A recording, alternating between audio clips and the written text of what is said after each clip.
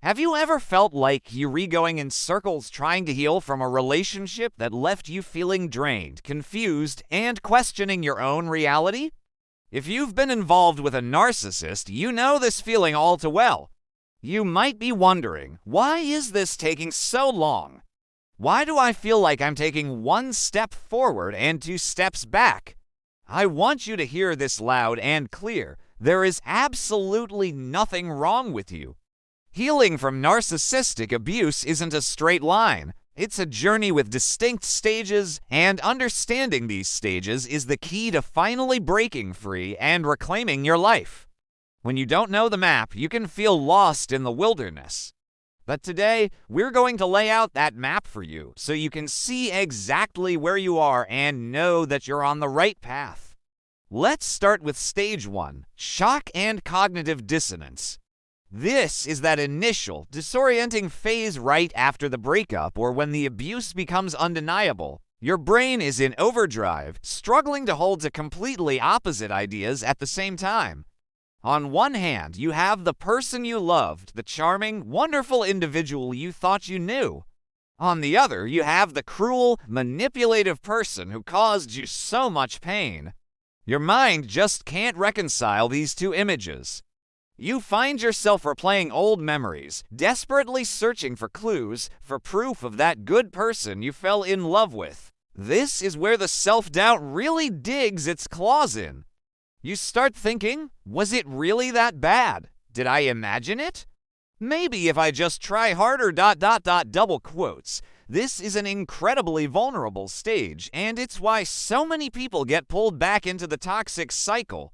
Your brain is craving the familiar, even if the familiar is painful. It's a protective mechanism, trying to make sense of the senseless. After the initial shock comes stage 2, obsession and rumination. This stage can feel like you're losing your mind. The narcissist lives rent-free in your head. You think about them constantly. You dissect every conversation, every interaction. What did they mean by that? What could I have said differently? What did I do to cause this? You might find yourself checking their social media, asking mutual friends about them, or just replaying scenarios over and over again. It feels like an addiction, and in a way, it is. Your nervous system is still biologically attached to them through something called a trauma bond. This isn't a sign of weakness, it's a powerful physiological response. The intermittent reinforcement, the cycle of idealization and devaluation, has created a chemical dependency in your brain. You're not obsessed because you're weak. You're ruminating because your body is literally going through withdrawal from the emotional highs and lows of the relationship. This stage is exhausting, but it's a necessary part of the detachment process. Then the floodgates open. Welcome to stage 3, emotional collapse. The numbness that protected you during the shock phase finally shatters, and you're hit with an overwhelming wave of emotions. You might find yourself crying uncontrollably at random moments. You might feel a profound emptiness, a hollow feeling where your sense of self used to be. Or you might be consumed by an intense, burning rage that feels terrifying. This stage is often where people feel like they're at their lowest. It can feel like you're completely losing yourself, that you're broken beyond repair. But I want you to reframe this. This isn't you breaking down. This is your emotional system coming back online. For so long, you had to suppress your feelings to survive.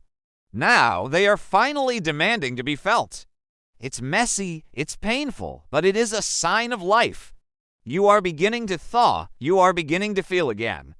And that is a crucial step toward healing. Following the emotional collapse comes a powerful and transformative stage, stage 4, anger and boundary awareness. This is where your anger starts to shift. Instead of being directed inward at yourself, it turns outward, toward the injustice of what happened. This anger isn't destructive, it's protective. It's your inner warrior waking up and saying, "No more." This is the stage where the fog of confusion begins to lift. You start to see the manipulation for what it was. The gaslighting, the love bombing, the silent treatments, the patterns become crystal clear. You stop making excuses for their behavior. And with this newfound clarity comes the beginning of boundary setting. You start to recognize what is and is not acceptable for you. You might start saying no more often. You might block them on social media or cut contact with people who enable them. This stage feels empowering. It's the moment you start taking your power back, piece by piece. Your anger is the fuel for your freedom. As your anger subsides, it often gives way to a deep, profound sadness. This is stage 5, grief and letting go of the fantasy. This is one of the most misunderstood parts of the healing process. People might say, "Why are you still sad?" They were terrible to you, but you're not grieving the actual person. You're grieving the person you thought they were. You're grieving the future you had planned together, the dreams you shared, the potential that you saw in them. You're grieving the life you thought you were building.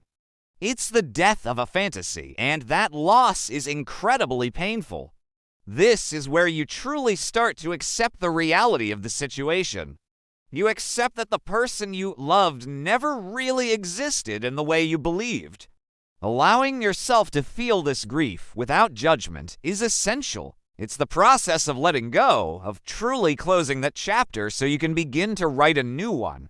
And that brings us to stage 6, rebuilding your identity and self-trust. After spending so long walking on eggshells, editing your thoughts, and shrinking yourself to fit into the narcissist's world, you're left with a critical question: who am I now? This is the stage of rediscovery. You start to reconnect with parts of yourself you had long forgotten. You might pick up old hobbies, reconnect with friends you were isolated from, or explore new interests. You begin the slow, deliberate process of realigning your own needs, your own values, and your own voice. What do you actually like? What do you believe in? What makes you happy? With each small decision you make for yourself, you rebuild self-trust. You start to trust your own judgment again, your own perceptions. You learn to listen to your intuition, that gut feeling that the relationship tried to silence. This is a creative and exciting stage where you are the architect of your new life. Finally, you arrive at stage 7, peace, integration, and emotional freedom. Notice I didn't say happiness. Happiness is fleeting, but peace is profound and enduring. This is the stage where you feel a sense of quiet calm. The narcissist no longer occupies your thoughts.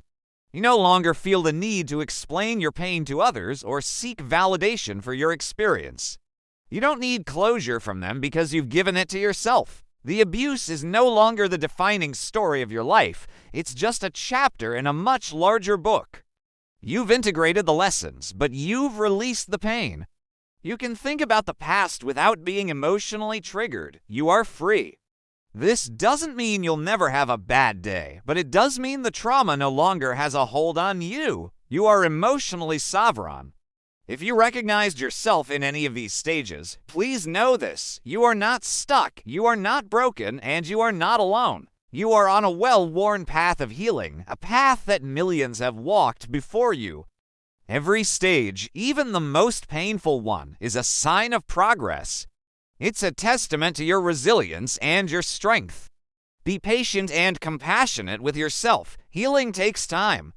If this video has helped you understand your own journey a little better, please consider subscribing to Toxic Relationship Recovery. We create this content to support you every step of the way.